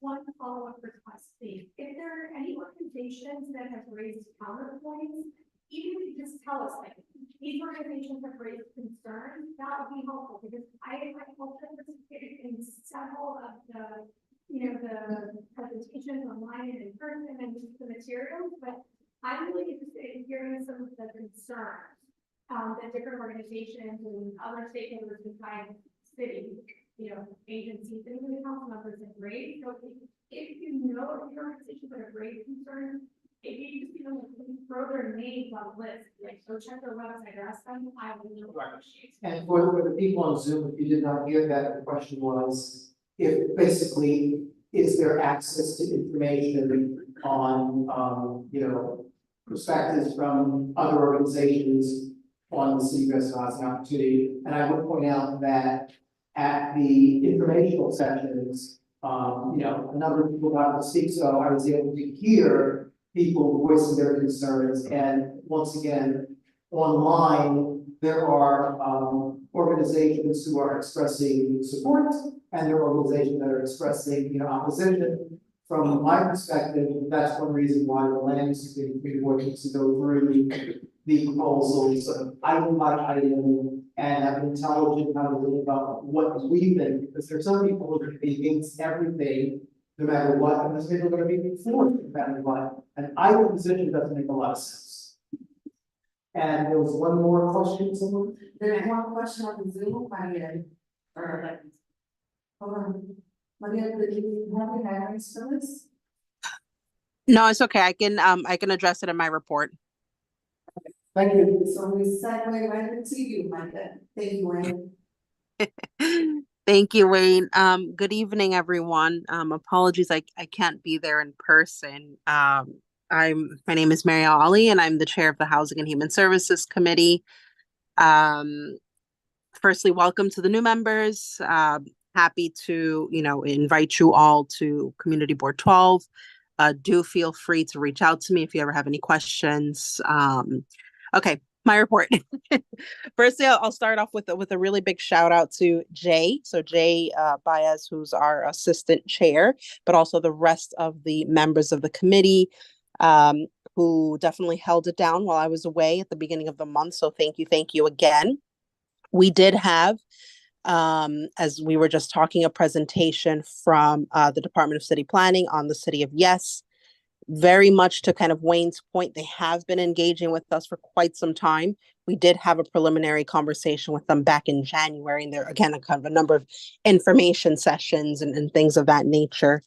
As it relates to the City of Yes, as you all heard, Wayne and the Land Use Committee will be taking the lead on a resolution. Our committee will be providing some input into some of that because obviously it relates to both, and certainly encourage all of you to come to our meeting.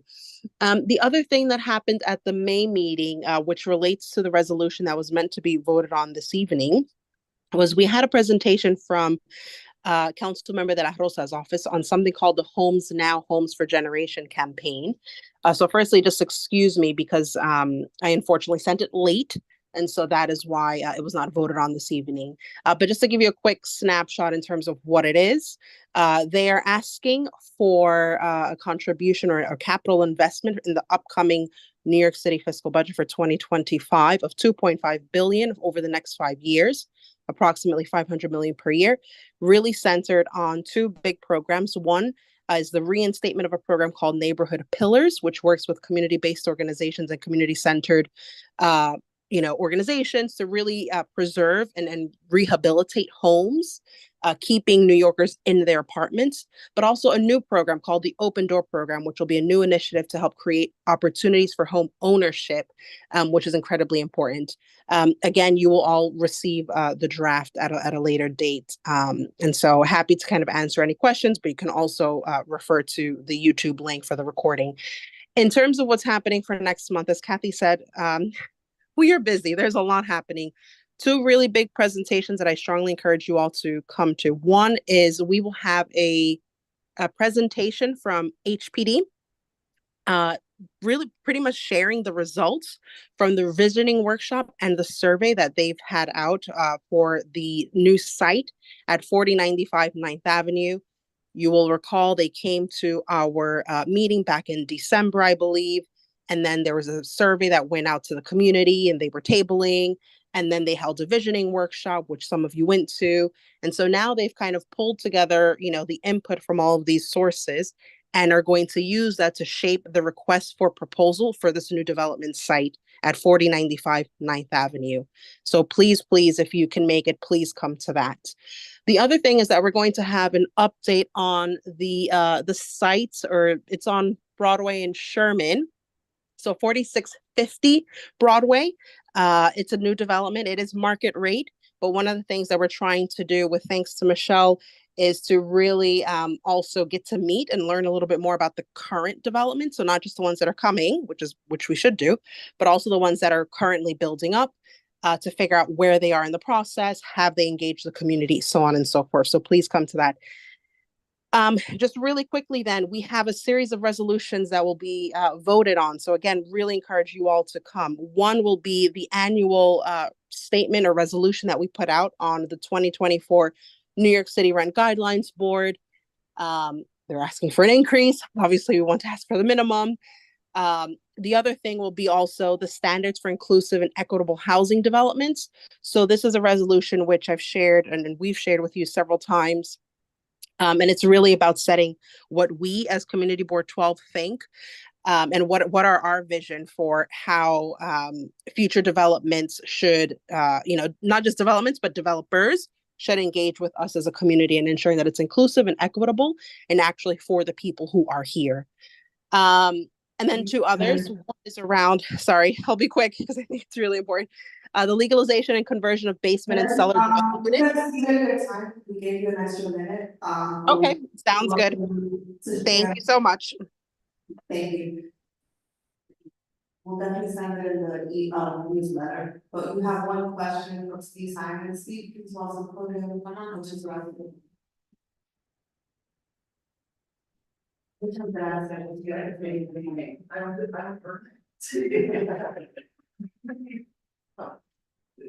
Thank you, Steve. And maybe we'll need to let me have a little response. Mario, the resolution that the committee is going to vote on regarding the rent guidelines board. I'm concerned that the full board, our full board meeting is on June the 25th, and I believe is past the date on which the rent guidelines board will be voting. And I'm not even sure if you know what that date is when the guidelines board meets and votes on the new increases. Sorry, Steve, did you ask when the guidelines board is meeting for their vote? Yeah, you know what that date is? I was looking, and I was looking for it and I wrote it down and the date is escaping me. Just give me 1 second. While I look it up, one of the things that we wanted to do, we did actually have a presentation from Adang, who is one of the tenant representatives on the rent guidelines board. I'm just trying to looking it up now. I think we are okay in terms of timing because that's usually when we vote for it is usually in June. We looked up June 17th, Yeah, the final vote is June 17th. There we go. Okay, so that's also the same night or executive committee. So yeah, we might just need to then do, I mean, we'll pick that up offline, but yeah, it's actually a little bit sooner than last year because last year fell a little bit later than that. No, I think we usually go on that. Okay, in any case, it has to be taken into account. Yep, thank you. Certainly wouldn't make sense for us to be voting on June 25th. After the time which was taken, so. Correct. And just for the record, so this is what the current range that the rent guidelines board is considering: 2 to 4.5% increase on 1-year leases and 4 to 6.5% on 2-year leases. And so whatever they vote on, those increases will begin on October 1st. And one of the things that's incredibly important is that our community of Washington Heights and Inwood, we have the most number of rent stabilized apartments in all of New York City. So this is super, super, super important for us. Thanks, Steve.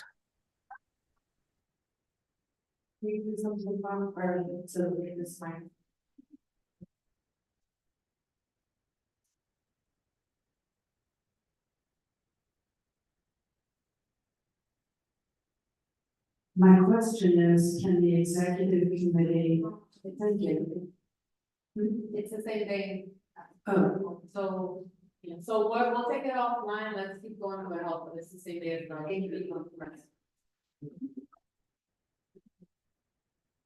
That we will send it in when you do the committee. which is June 6th. Yeah, that's what I mean. If there's anything else, okay. It's almost 9 o'clock. Today I'm thinking of abstaining. Okay, so, I want to talk to the new members. If you're looking for a meeting to attend on Thursday, June the 6th at 7 o'clock, there's no better meeting than the Committee on Health and Environment. So, I encourage you to come to that meeting. We're expecting a presentation by students from the Wheeler School about the cleanup campaign that they've been conducting along 182nd Street between Broadway and Amsterdam Avenue. Also, it's hoping to get a presentation from the hospital's Young Men's Clinic, and also a report from the Northern Task Force on Washington Stewart about a pilot study that's being conducted in our community by Columbia University. We also have regular updates on the status of COVID-19 and the flu in our community from the Department of Health and Mental Hygiene. We have regular reports from the Columbia University Urban Medical Center, from the Presbyterian Hospital, and from the Isabella Geriatric Center. So certainly would appreciate any new members who want to come and participate and even join the committee. And I think once you attend the meeting, you'll absolutely want to join the committee. There'll be no choice for that. So let me just take a couple of minutes in my role at the New York City Parks Department, in the Manhattan Chief of Staff. On Wednesday, June the 5th, the committee board should have Florida. We're setting it this week, so you haven't seen it yet. You don't know that the Shakespeare in the Park, that we're having a free Shakespeare in the Park event in Jacob Drive Park on Wednesday, June the 5th at 6:30. We are live legal musical adaptation of the comedy of errors. What's that? The public theater announced it. Oh, they have. Well, they put it first to be enforced. You know, I'm suggesting that this is really redundant. We want people to attend in order to have more such events. We want to make the video. Okay, thank you, Commander. OC Pan. Would you like to, tell people that we're gonna have a resolution about the spay neuter services for pets? We'd like to share that there's going to be expanded the services for pets. We have a simultaneous space. It's like anywhere. Yes, OC, you're right, so that we can vote on it at our June 6th meeting, which all of our new members will be attending as well. Any other questions? Yeah. Yeah.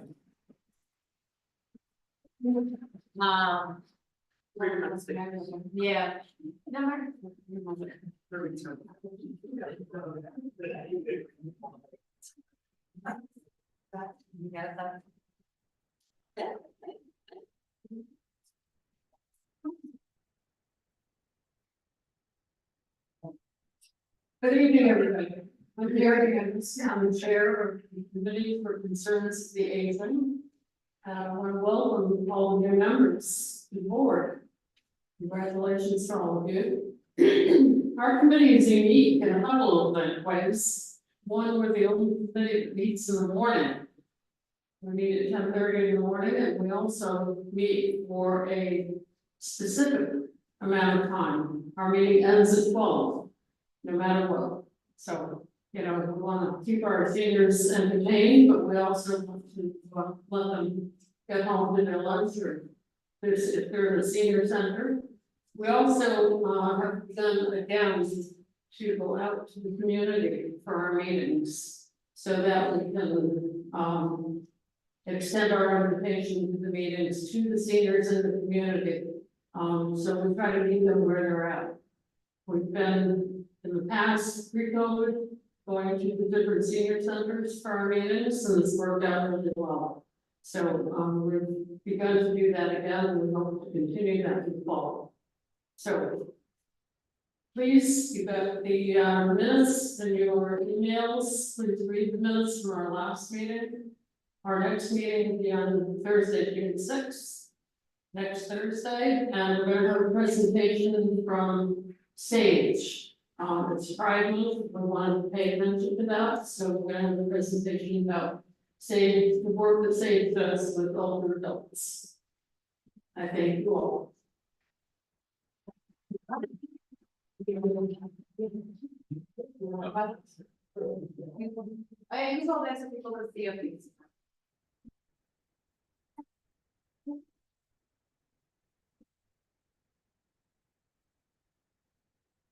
Public safety will advise to refer to the minutes. Hi, winding up. So Jared Cochran from the Bylaws Task Force. Speaking of winding up, we've wound up our work. Looking through all the different articles and, there is a typo.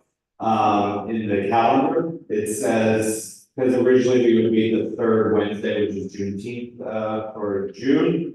And it is, we're meeting instead on Monday, June 10th, not the 17th, June 10th. So just be aware that will be an in-person meeting. And then, some folks are welcome to come, but we'll also have a bigger meeting, hopefully later in the year, to talk about bylaws. That's where we have a final vote on it. Thank you.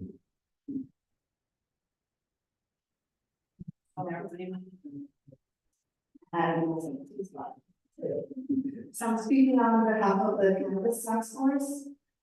We have our meeting coming up Monday, June 3rd at 7 p.m. 7 p.m. So we usually run for an hour. I just wanted to give a heads up, because we're going to be working on a resolution hopefully. It's not in support of applicants who are listed on the map for cannabis mapping that we have. If they haven't come forward to community board as well. There's a few that we saw on there that haven't even been read. So again, Monday, June 3rd, it's a task force. See you all there. Is there any old business? Second. One, I got all right, thank you guys, if there's anyone that comes. Wait, Deanna has an announcement soon. If there's anyone that equals and stuff, or guys, feel free to see.